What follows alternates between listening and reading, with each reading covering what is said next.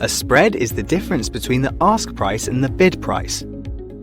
For example, if the euro to US dollar is trading with an ask price of 1.1401 and a bid price of 1.14, then the spread will be the ask minus the bid price. In this case, 0.0001. So a spread of 0.0001 is equal to 1 pip. For yen-based currencies like US dollar, Japanese yen, the spread is again the difference between the ask and the bid price.